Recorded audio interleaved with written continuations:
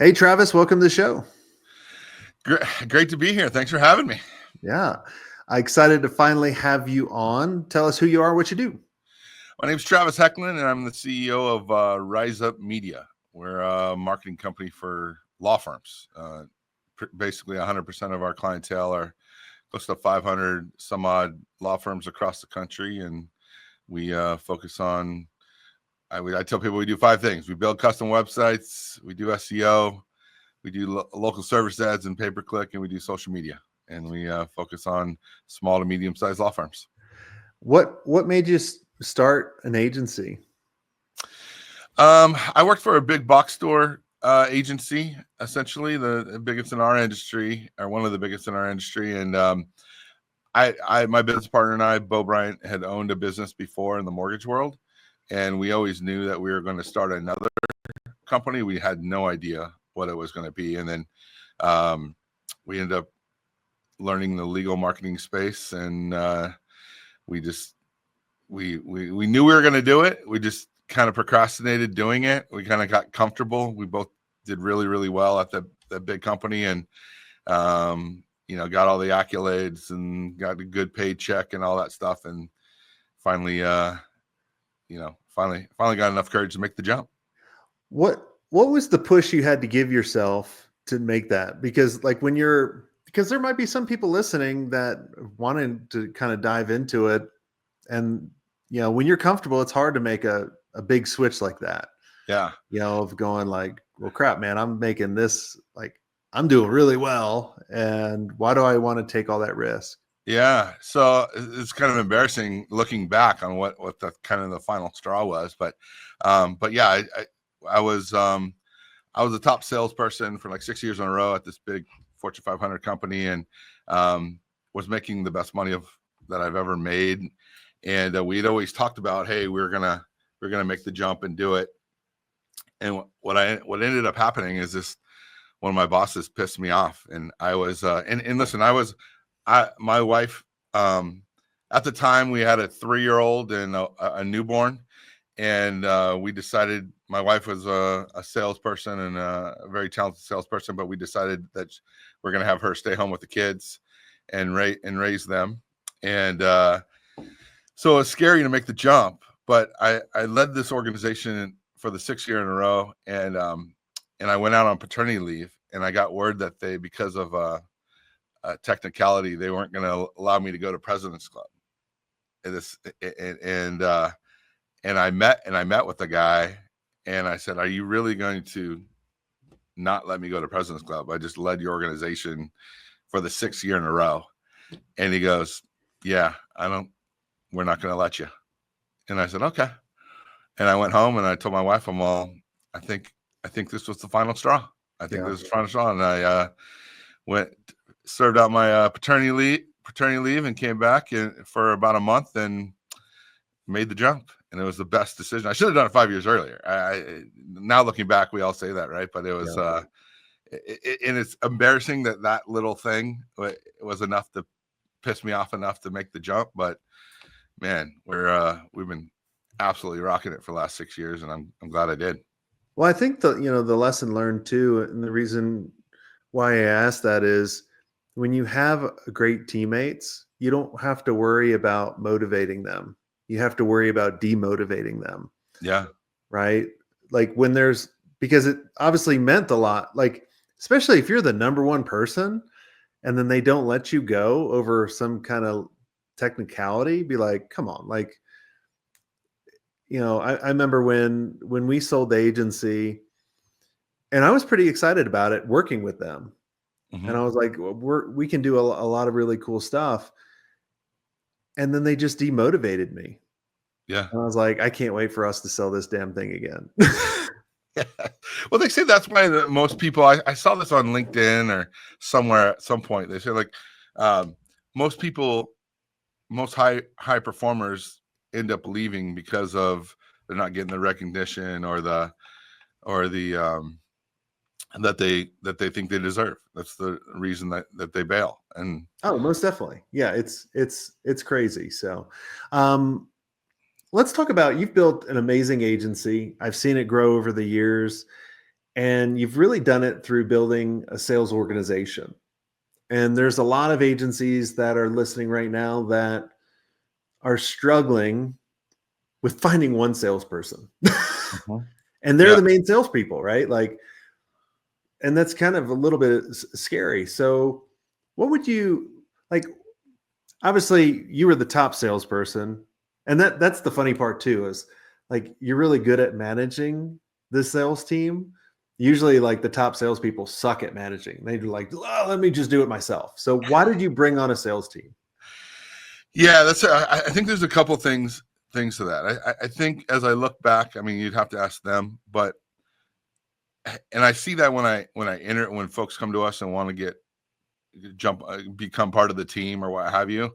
And I think it's important to remember when you're at a job to strive for excellence, because people are watching, right? Like we all have worked with people, and you would, whether you thought about it or not, you would look at them and go, I would work for them, or I'd want to be, lots of people are looking for someone to lead, right? And this wasn't a conscious decision. I'm just very competitive like that. And as I look back, I like to think what we did back then is we always conducted ourselves professionally. We always were top producers. We always helped everybody who asked. I always picked up the phone.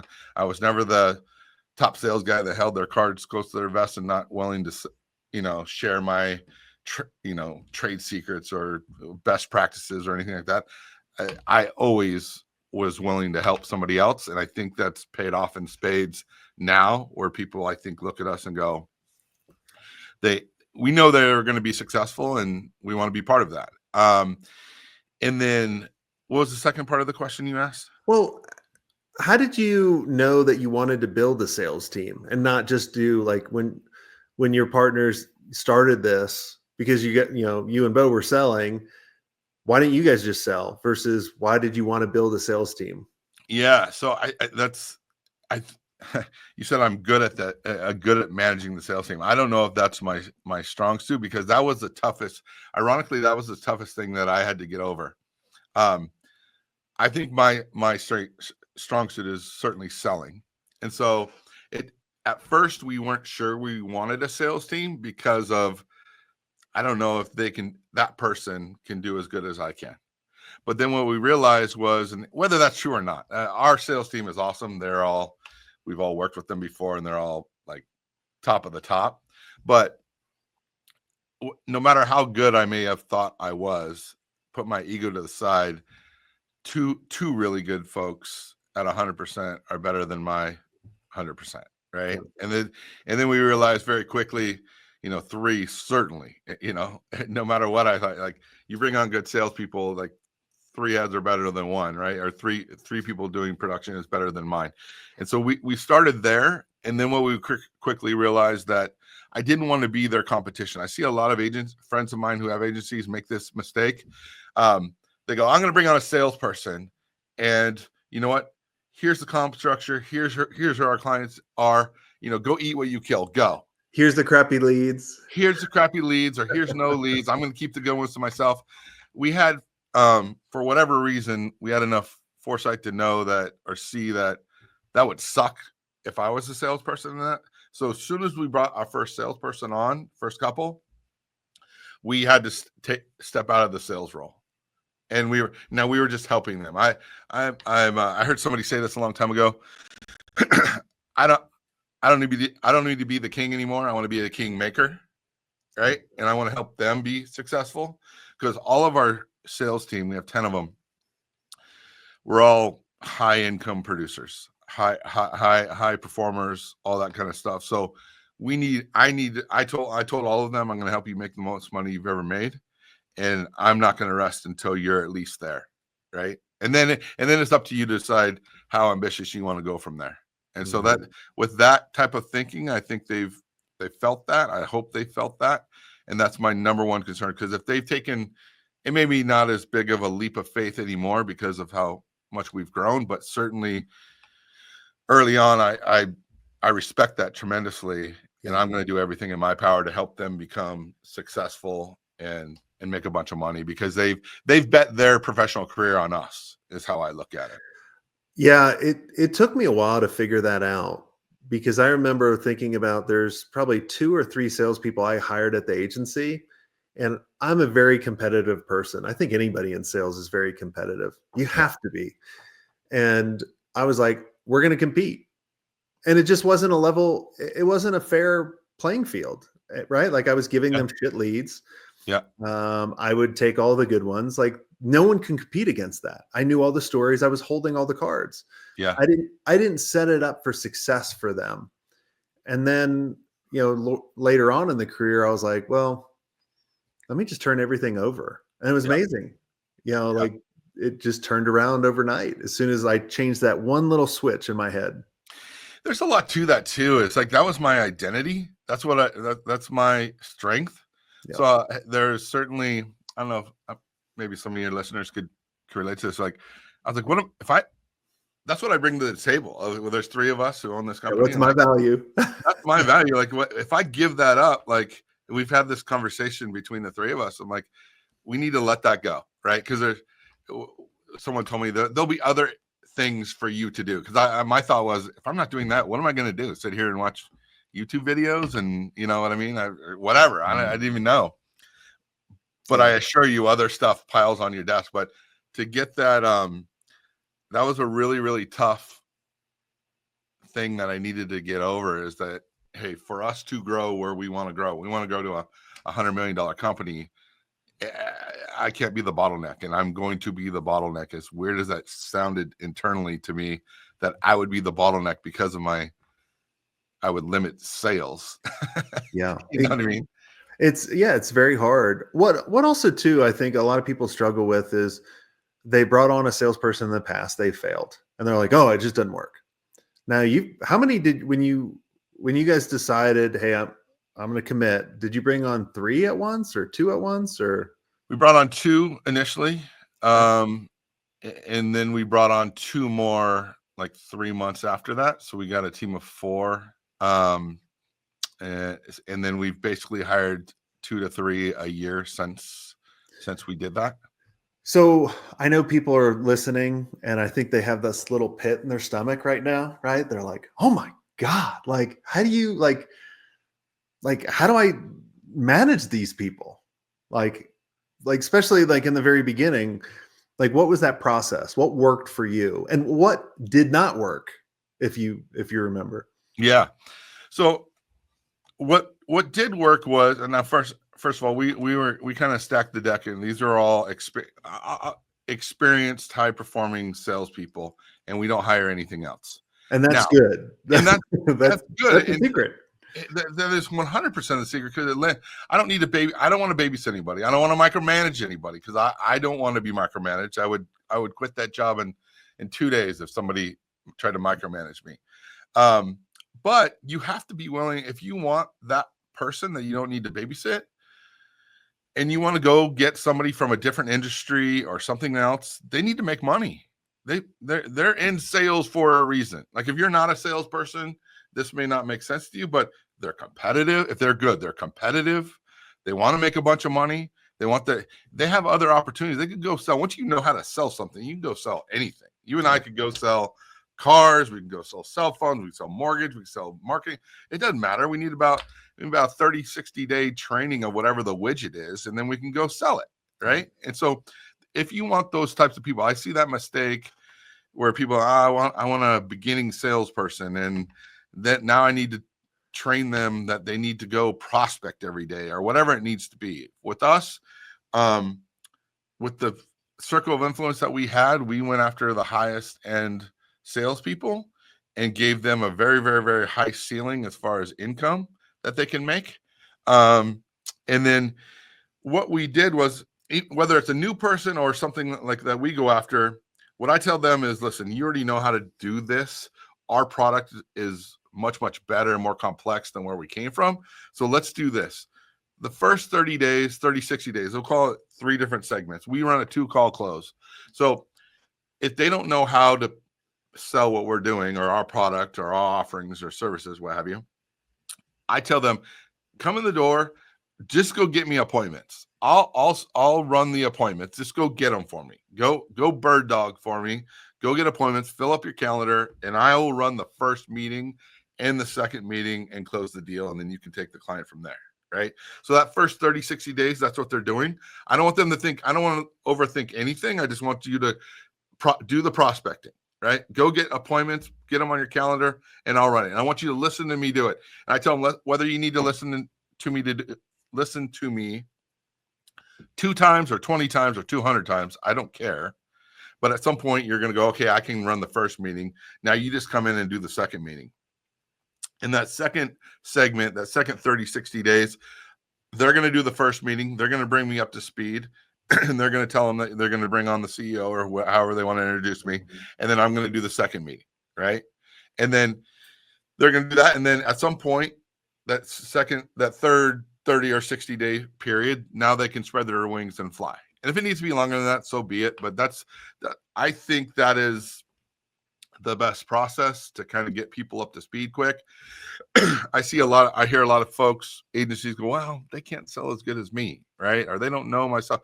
If they listen to you 2, 3, 4, 10, 30 times, whatever it may be, they're going to get it, right? And you can, I mean, it's especially if you're hiring people that already have a proven track record in sales. Absolutely. Right? You need to know that they have a sales process. Folks who aren't in sales, are you hiring farmers or you're hiring hunters, right? And and we've learned this the wrong way, hired like farmers to be in a hunter role. And it just that's a challenge. You know what I mean? Like, if they say things like, hey, if you can get me appointments, I can close them. I'm like, I'm giving you a high bar for income possibilities. I'm hiring you to go get business, so that's a big one. Make sure they're hunters. Yeah. And what we always talk about too in the mastermind is like, if you're going to hire one salesperson and you're going to train them, why not hire 2 or 3? Because usually one may not work out and you've only done this, one time for training. Or going back to, what you were saying is like, and I know why agencies do this. I've seen it 1,000 times. Like you explained is like, I can't pay them this huge base. And so I need to hire a junior person. But then what you realize is you're evaluating your time at way down here versus money. Yeah. And you're going to waste a ton of time. You're going to waste like probably a year training someone only to find out that they were the wrong person. Now, What was that year versus if you hired the right person, they could have brought you over $1 million that first year. Yeah. Yeah. We found that to your point, I agree with you 100%, hiring a couple, 2 or 3 at a time, because also what happens is they compete with each other. Yes. Right.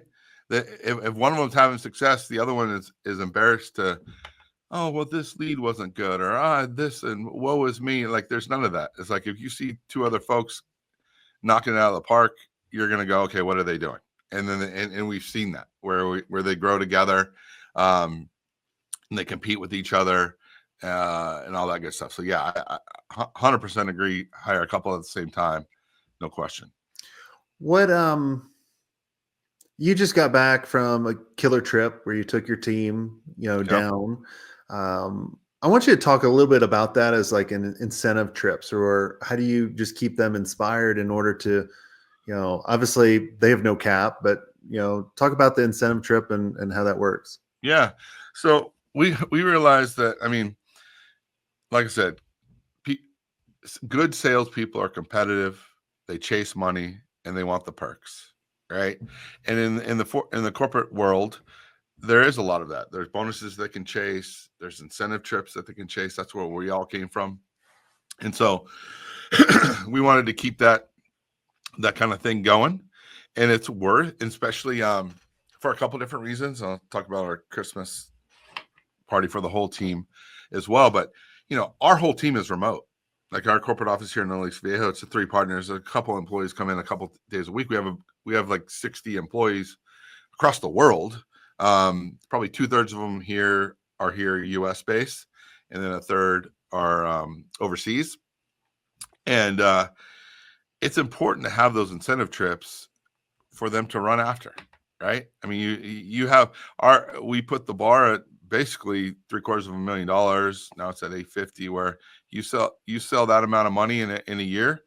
We're going to take you like we just did. We went down to Costa Rica for 5 days and stayed at the Four Seasons. And we were talking before we got on here. It's the best resort I've ever been to, and I've been to quite a few of them. And we spoil the hell out of them, right? And we have them bring their significant others and spoil them too. And because in today's world, people can work wherever the opportunities are endless, right? And so why would they choose us? And so we want to reward that. It's worth the investment, in my opinion, to make sure that, when at the end of the year, there's a bar set, and they need to get over it anybody who hits that bar goes. And so what we found is, our team all pulled for each other. Like some of them hit the incentive in July and we're already qualified. Others, it went right to the bell. And it was a really cool thing to see everybody like, hey, let's get so-and-so over the bar. We want them to go to Costa Rica as well, or whatever it may be. And so it's super important to have those types of incentives. Yeah. That's awesome. With the competition. Well, this has been amazing, Travis. Is there anything I didn't ask you that you think would benefit the listeners listening in? No, man. I appreciate you having me on here. I'm what was I saying, Dan Patrick, a long-time listener, first-time caller. Well, awesome, man. Well, it's been great to have you on the show and great to have you in the mastermind. And for anyone listening, if you got value from this, make sure you share it with a friend. And until next time, have a swank day.